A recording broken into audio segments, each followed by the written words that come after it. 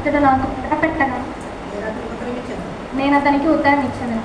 మనం ఎప్పుడైతే దేవునికి మొర్ర పెడతామో అప్పుడు దేవుడు మనకి ఉత్తరం ఇస్తాడు. అసలు మనం ప్రార్థన చేస్తాం. ప్రార్థన అంటే ఏంటి? మనం దేవునితో మాట్లాడడం. మనం దేవునితో మాట్లాడుతూ ఉంటాం. అంటే క్వశ్చన్స్ అడుగుతాము, చాలా దేవునితో మాట్లాడతాము, మన శ్రమలు అన్నీ దేవునికి చెప్పుకుంటూ ఉంటాం. దేవుడు కూడా మనతో మాట్లాడతాడు, కానీ మనం వినడం లేదు.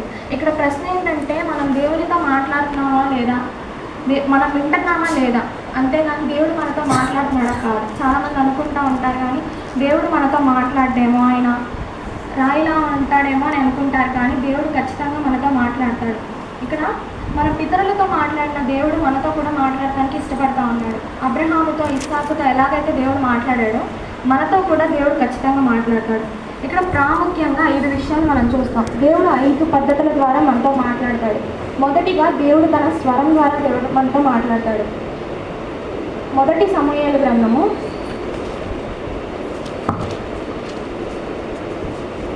3వ అధ్యాయం. మొదటి సమూయేలు గ్రంథము 3వ అధ్యాయం 10వ వచనం.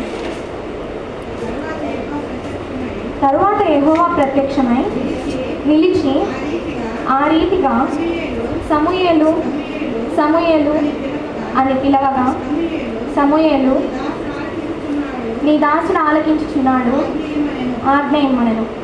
చాలు. ఇక్కడ దేవుడు సమూయేలుతో మాట్లాడుతున్నాడు. వచనం చదివినట్లయితే,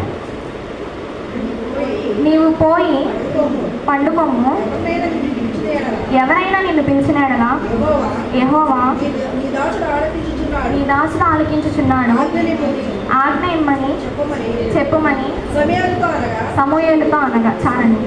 ఇక్కడ నీ దాసుడు ఆలకించుచున్నాడు, ఆజ్ఞ ఇమ్మని చెప్పమని సమూయేలుతో చెప్తాడు. అయితే ఇంకా తను వెళ్ళి పండుకున్నప్పుడు మరలా దేవుని స్వరం అతనికి వినపడింది.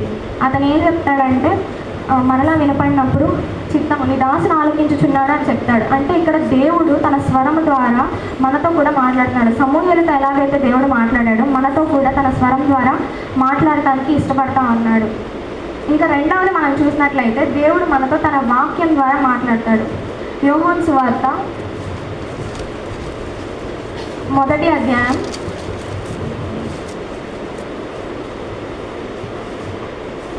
1వ వచనం. ఆదియందు వాక్యముండెను, వాక్యము దేవుని యొద్ద ఉండెను, వాక్యము దేవుడై ఉండెను. చాలు. ఆదియందు వాక్యం ఉంది. వాక్యం ఎవరి దగ్గర ఉంది? దేవుని దగ్గర. దేవుడే వాక్యం. అంటే మనం ప్రార్థన చేస్తాం, అంటే దేవుడిని మనం అడుగుతాం, దేవునితో మనం మాట్లాడతాం, కానీ దేవుడు కూడా మనతో మాట్లాడతాడు. ఎప్పుడు అంటే మనం వెంటనే ప్రార్థన అయిపోయిన తర్వాత ఆయన వాక్యం చదవాలి. అప్పుడు దేవుడు తన వాక్యం ద్వారా, అంటే వాక్యం చదువుతున్నా అంటే ఏంటి అర్థం? దేవుడు మనతో మాట్లాడుతున్నట్టు. ఇక్కడ అంటున్నారు కదా, దేవుడు మన చూడండి ఒకసారి. ఆదియందు వాక్యముండెను, వాక్యము దేవుని యొద్ద ఉండెను, వాక్యము దేవుడై ఉండెను. దేవుడే వాక్యం అన్నమాట. మనం ఎప్పుడైతే వాక్యం చదువుతామో దేవుడు మనతో తన వాక్యం ద్వారా మాట్లాడతాడనమాట. కీర్తనల గ్రంథము 119వ అధ్యాయం. కీర్తనల గ్రంథము 119వ అధ్యాయం 105వ వచనం. నీ వాక్యము నా పాదములకు దీపము, నా త్రోవకు వెలుగునై ఉన్నది. అంటే దేవుని వాక్యం ఏంటి? మన పాదములకు దీపము. ఆయన వాక్యం ఏంటి? మన త్రోవకు వెలుగై ఉంది. అంటే మనం త్రోవలో వెళ్తున్నప్పుడు మనకి ఎటు వెళ్ళాలో తెలియనప్పుడు మనం దేవుని వాక్యం చదువుకొని దేవునికి ప్రార్థన చేసినప్పుడు దేవుడు తన వాక్యం ద్వారా మనతో మాట్లాడతాడు. ఇక్కడ అంటున్నాడు కదా, ఆయన వాక్యము మన త్రోవకు వెలుగై ఉంది. అంటే మన దేవుని వాక్యాన్ని మనం చదివినప్పుడు దేవుడు మనతో మాట్లాడతాడు. మొదటిగా దేవుడు తన స్వరం ద్వారా మాట్లాడతాడు. రెండవదిగా దేవుడు తన వాక్యం ద్వారా మాట్లాడతాడు. ఇంకా మూడవది మనం చూసినట్లయితే దేవుడు తన పరిశుద్ధాత్మ ద్వారా మనతో మాట్లాడతాడు. కొన్నిసార్లు మనకు అనిపించింది ఈ వ్యక్తి గురించి ప్రార్థన చేద్దామని. అది ఏదో సంకోచితం అయితే కాదు, కానీ దేవుడు మనతో మాట్లాడతాడు. తన పరిశుద్ధాత్మ మనలో ఉండి దేవుడే మనతో మాట్లాడతాడు. తన పరిశుద్ధాత్మ, దేవుని యొక్క పరిశుద్ధాత్మ మనలో ఉంటుంది. అది మనం ఎప్పుడు ఏం చేయాలి అని మనకి తెలియపరుస్తూ ఉంటుంది. ఇక్కడ యోహాను సువార్త 14వ అధ్యాయం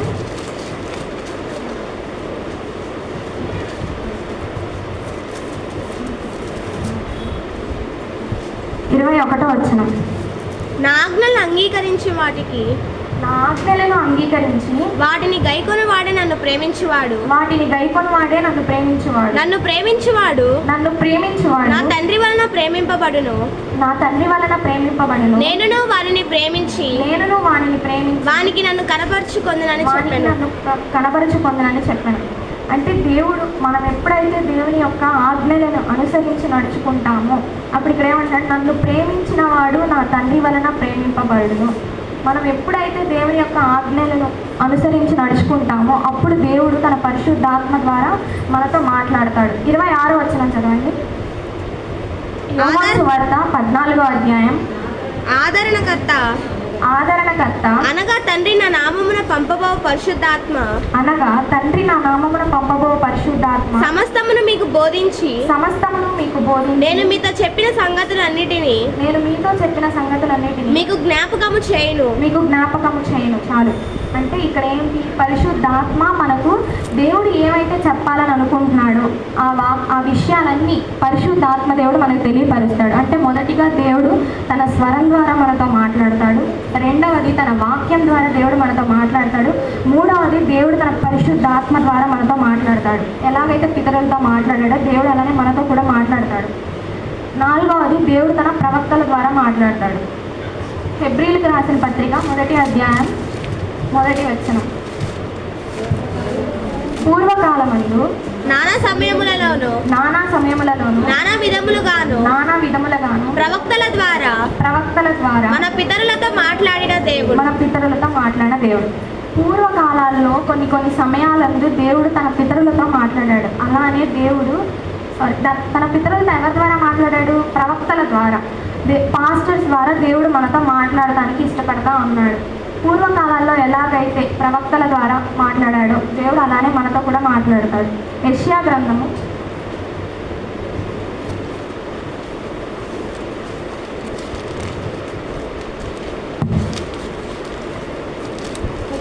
38వ అధ్యాయం 1వ వచనం. యెహోవా ఆ దినములలో హిజ్కియాకు మరణకరమైన రోగము కలుగగా ప్రవక్తయు ఆమోజు కుమారుడునైన యెషయా అతని వద్దకు వచ్చి, నీవు మరణమవుచున్నావు, బ్రతుకవు కనుక నీవు నీ ఇల్లు చక్కబెట్టుకొనమని యెహోవా సెలవిచ్చుచున్నాడని చెప్పగా అతడు తన ముఖమును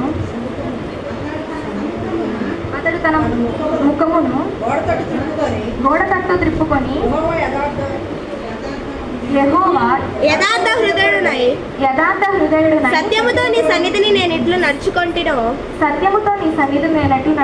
నీ దృష్టికి అనుకూలముగా సమస్తమును నేను ఇట్లు జరిగించి తినో కృపతో జ్ఞాపకము చేసుకోమని హిజ్కియా కన్నీళ్లు విడుచుచు యెహోవాను ప్రార్థించగా చాలు.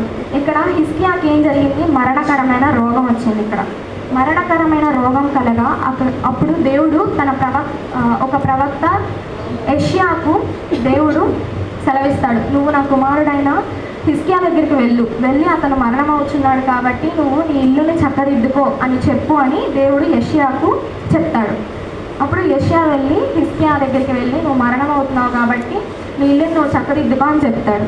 చెప్పిన తర్వాత అతను ఎంతగానో బాధపడి, దేవా నేను నీ దృష్టికి యథార్థ హృదయుడనై సత్యంతో నీ సన్నిధిని నేను ఆశ్రయించాను కదా, నేను నీ దృష్టికి ఎన్నో మంచి కార్యాలు చేశాను కదా అని తన ముఖమును గోడ తట్టు తిప్పుకొని చాలా కన్నీటితో బాధపడుతూ ప్రార్థన చేస్తాడు. అప్పుడు దేవుడు వెంటనే ఇక్కడ మరలా హిజ్కియాతో చెప్పమంటాడు. 5వ వచనం. నీవు తిరిగి హిజ్కియా యొద్దకు పోయి అతనితో ఇట్లనుము, నీ పితరుడైన దావీదునకు దేవుడైన యెహోవా నీకు సెలవిచ్చినదేమనగా నీవు కన్నీళ్లు విడుచుట చూచితిని నీ ప్రార్థన నేను అంగీకరించి ఉన్నాను.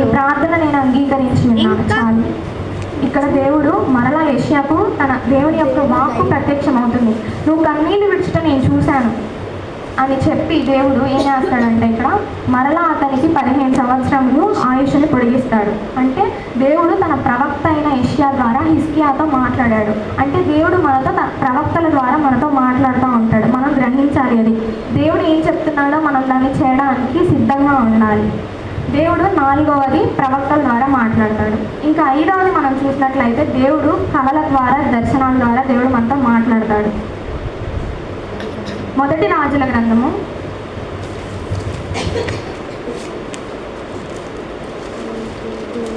3వ అధ్యాయం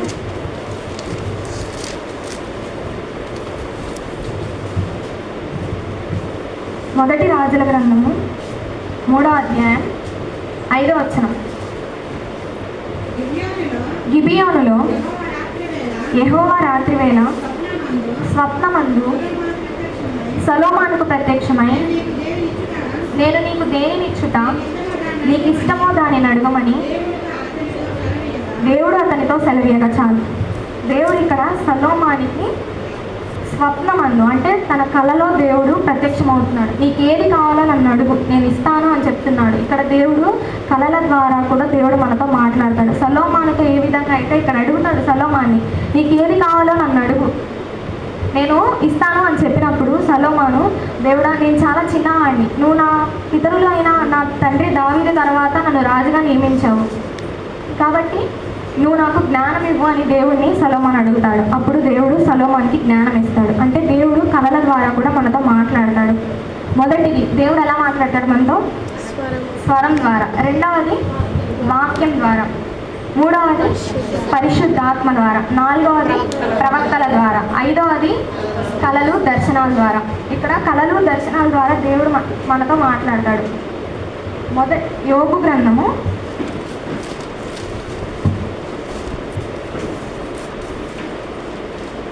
33వ అధ్యాయం 14-15 చదవండి. దేవుడు ఒక్క మారే పలుకును, 2 మారులు పలుకును, అయితే మనుషులు అది కనిపెట్టరు. మంచము మీద కునుకు సమయమున గాఢ నిద్ర పట్టునప్పుడు కలలో రాత్రి కలుగు స్వప్నములు. చాలు, దేవుడు మనతో కలలో రాత్రి కునుకు సమయమున మనం నిద్రపోయేటప్పుడు దేవుడు మనకి కళల ద్వారా మాట్లాడతాడు. కానీ దేవుడు ఒక్క మారే మాట్లాడతాడు, 2 మారే మాట్లాడతాడు. దేవుడు మాట్లాడినప్పుడు మనం అది దేవుని మాట అని మనం గ్రహించాలి. కొన్నిసార్లు సాతాను మనల్ని తప్పుదో పట్టించడానికి కోసం ఏం చేస్తాడంటే ఇది దేవునిదే తలంపు అన్న ఆలోచన మనకు కలిగిస్తాడు. ఇది కూడా మనకి ముఖ్యం. ఏది దేవుని మాట, ఏది సాతాను మాట మనం ఆలోచించుకోవాలి. దేవుని మాట మనకి వచ్చినప్పుడు ఒక తలంపు మనం 3 ప్రశ్నలు వేసుకోవాలి. మొదటిది, ఇది శాంతిని ఇస్తున్నా లేకపోతే గందరగోళంగా? మనకు వచ్చినటువంటి తలంపు శాంతిగా ఉంటే అది దేవుని యొక్క తలంపు, లేదంటే అది గందరగోళంగా కన్ఫ్యూజన్ క్రియేట్ చేస్తుంటే అప్పుడు అది సాతాను తలంపు. దేవుని యొక్క తలంపు ఎలా ఉంటుందంటే బైబిల్కి అనుగుణంగా ఉంటుంది. సాతాను తలంపు బైబిల్కి విరుద్ధంగా ఉంటుంది. దేవునికి మనం మహిమపరిచే వారంగా ఉండాలంటే ఏది దేవుని తలంపో మనం గ్రహించుకోవాలి. ఇక్కడ సాతాను దేవుణ్ణి శోధిస్తూ ఉంది. మత్తయి సువార్త 4వ అధ్యాయం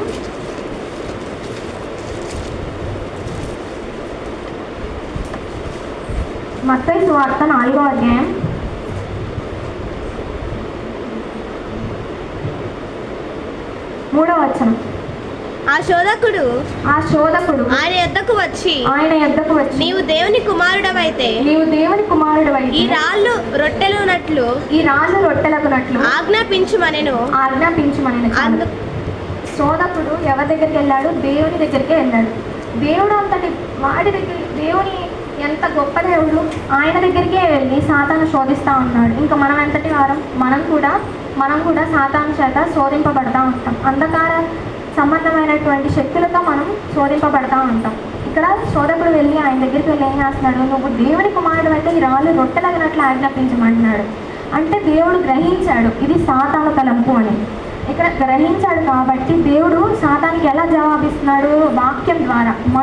4వ వచనం చూసినట్లయితే, అందుకాయన మనుషుడు రొట్టె వలన మాత్రము కాదు కానీ దేవుని నోటి నుండి వచ్చు ప్రతి మాట వలనను జీవించును అని వ్రాయబడి ఉన్నదని. అంటే మనుషుడు రొట్టె వలన మాత్రం కాదు, తన దేవుని యొక్క నోటి నుండి వచ్చేటువంటి ప్రతి మాట ద్వారా, అంతే కదా, మనం దేవుని యొక్క మాట ద్వారా మనం జీవిస్తున్నామని దేవుడు ఏం చేస్తాడంటే సాతానికి వాక్యం ద్వారా జవాబిస్తాడు. అలానే మళ్ళా సాతాను శోధిస్తూ ఉంటాడు. నువ్వు దేవుని కుమారుడు అయితే కిందకి దూకు, నువ్వు నిరూపించుకో, కిందకి దూకి అని అంటాడు. కానీ దేవుడు ఏం చెప్తాడు ఇక్కడ? ఆయన నిన్ను గూర్చి తన దూతలు, 6వ వచనం, ఆయన నిన్ను గూర్చి తన దూతలకు ఆజ్ఞాపించును, నీ పాదం ఎప్పుడైనా రాతికి తగలకుండా వారిని చేతులతో ఎత్తుకుందరు. దేవుడు వాక్యం ద్వారా మరలా ఇక్కడ కిందకి దూకు, నువ్వు దేవుడు అయితే దేవుని కుమారుడు అయితే కిందకి దూకు అని చెప్పినప్పుడు మరలా 6వ వచనంలో ఇక్కడ దూతలకి దేవుడు ఆజ్ఞాపిస్తాడు అని దేవుడు వాక్యం ద్వారా మాట్లాడుతూ ఉంటాడు. దేవుడినే శోధించిన సాతాను మనల్ని కూడా శోధిస్తూ ఉంటుంది. దేవుడు ఎలాగైతే గ్రహించాడు, దేవుని కుమారుడు ఈ భూమి మీదకి వచ్చినప్పుడు ఎలాగైతే గ్రహించాడు ఇది సాతాను తలంపు అని, అవ్వ గ్రహించిందా ఇది సాతాను తలంపు అని? గ్రహించలేదు. తినొద్దు అని దేవుడు చెప్పినటువంటి పండును తినింది కాబట్టి ఆమె వెలువేయబడింది, ఎన్నో బాధలు పడింది. కాబట్టి మనం ఇది దేవుని తలంపు అని మనం గ్రహించుకోవాలి. దేవుడు మాటను మనం తృణీకరించుకోకుండా దేవుని ఇచ్చినటువంటి ఆజ్ఞలను మనం గైకొనాలి. దేవుడు బాగానే ఉంది, దేవుడు 5 రకాలుగా మనతో మాట్లాడతాడు, 5 విషయాల్లో మాట్లాడతాడు. దేవుడు మాట్లాడినప్పుడు ఇది దేవుని స్వరమా లేదంటే సాతాను స్వరమా మనం ఎలానో గ్రహించుకోవాలో తెలుసుకుందాం. ఇప్పుడు దేవుడు మనతో మాట్లాడాలి అంటే మన బుద్ధి, మన యొక్క ప్రవర్తన ఎలా ఉండాలి? దేవుడు మనతో మాట్లాడాలంటే మన ప్రవర్తన ఎలా ఉండాలంటే ఫస్ట్ ఆఫ్ ఆల్ వినయంగా ఉండాలి, మనల్ని మనం తగ్గించుకొని ఉండాలి. యోసేపు అలానే దేవుడే తను తాను తగ్గించుకున్నాడు. యాకోబు రాసిన పత్రిక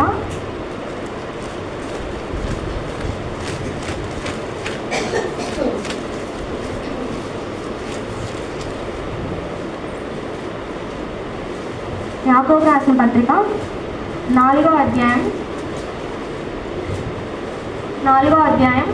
7వ వచనం. కాబట్టి దేవునికి లోబడి ఉండుడి, అపవాదిని ఎదిరించుడి, అప్పుడు వాడు మీ యొద్ద నుండి పారిపోవును. ఎప్పుడు పారిపోతాడు సాతాను మన దగ్గర నుండి? దేవునికి లోబడి ఉన్నప్పుడు. దేవునికి మనం ఎప్పుడైతే లోబడి ఉంటామో అప్పుడు సాతాను మన దగ్గర నుండి పారిపోతాడు. మనం ఆయనకి వినయంగా ఉండాలి, అంటే మనల్ని మనం తగ్గించుకోవాలి. సాక్షాత్ దేవుడే తను తాను తగ్గించుకున్నాడు. ఫిలిప్పీయులకు రాసిన పత్రిక 2వ అధ్యాయం 8వ వచనం. ఫిలిప్పీయులకు రాసిన పత్రిక 2వ అధ్యాయం 8వ వచనం. మరియు ఆయన ఆకారమందు మనుష్యుడిగా కనపడి మరణము పొందినంతగా, అనగా శిలువ మరణం పొందినంతగా విధేయత చూపిన వాడై తను తాను తగ్గించుకున్నాడు. దేవుడే తను తాను తగ్గించుకున్నాడు. మనం కూడా మనల్ని మనం తగ్గించుకున్నప్పుడు దేవుడు మనతో మాట్లాడతాడు.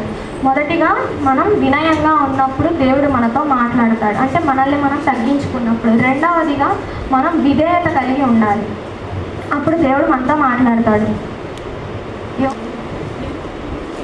యోహాను సువార్త 14వ అధ్యాయం 21వ వచనం. నా ఆజ్ఞలను అంగీకరించి వాటిని గైకొనువాడే నన్ను ప్రేమించువాడు నా తండ్రి వలన ప్రేమింపబడును. నేనును వానిని ప్రేమించి వానికి నన్ను కనపరుచుకొందునని చెప్పాను. చాలు. ఇక్కడ దేవుని ఆజ్ఞల్ని ఎవరైతే పాటిస్తారో, అంటే విధేయత కలిగి ఉండడం అంటే మనం దేవుని ఆజ్ఞల్ని పాటించడం. మనం ఎప్పుడైతే దేవుని ఆజ్ఞల్ని పాటిస్తామో అప్పుడే దేవుడు మనతో మాట్లాడతాడు. ఇక్కడ అన్నారు కదా, వానికి నన్ను కనపరుచుకుందును. ఎప్పుడైతే మనం దేవుని ఆజ్ఞల్ని అంగీకరించుకొని నడుచుకోవడం అంటే ఏంటి? మనం దేవుని ప్రేమించడం. మనం ఎప్పుడైతే దేవుని ప్రేమిస్తామో దేవుడు కూడా తిరిగి మనల్ని ప్రేమిస్తాడు. అప్పుడు దేవుడు మనకి కనబడతాడు, అంటే దేవుడు మనతో మాట్లాడతాడు. మనం ఎప్పుడైతే విధేయంగా ఉన్నామో అప్పుడు దేవుడు మనతో మాట్లాడతాడు. మన ప్రవర్తన జాగ్రత్తగా చూసుకోవాలి. అప్పుడు దేవుడు మనతో మాట్లాడతాడు. పాస్టర్గా చెప్పాను కదా, బేతులకు వచ్చినప్పుడు దేవుడు మన ప్రవర్తన జాగ్రత్తగా చూసుకోవాలి. మనం ఎప్పుడైతే దేవుని సన్నిధిలో ఉన్నామో మన ప్రవర్తన మనం జాగ్రత్తగా చూసుకోవాలి. యోసేపు ఎలాగైతే తన ప్రవర్తన జాగ్రత్తగా చూసుకొని పాపం నుంచి పారిపోయాడు, కాబట్టి మనం కూడా పాపం నుంచి పారిపోవాలి. మన ప్రవర్తన జాగ్రత్తగా చూసుకోవాలి. చివరిది, ఆఖరిది, దేవునితో మనం ఎక్కువసేపు గడపాలి. అసలు దేవుడు మనతో మాట్లాడాలి అంటే దేవునితో గడపాలి. దేవుణ్ణి మనం స్తుతిస్తూ ఉండాలి. ఏం పని చేస్తున్నా కానీ మనం దేవుని స్తుతిస్తూ ఉండాలి. అప్పుడు దేవుడు మనతో మాట్లాడతాడు. నిర్గమకాండము 34వ అధ్యాయం 28వ వచనం. నిర్గమకాండం 34వ అధ్యాయం 28వ వచనం. అతడు 40 రేయింబగళ్ళు యెహోవాతో కూడా అక్కడ నుండెను. అతడు భోజనము చేయలేదు, నీళ్లు త్రాగలేదు. అంతలో ఆయన నిబంధన వాక్యములను అనగా 10 ఆజ్ఞలను ఆ పలక మీద వ్రాసెను.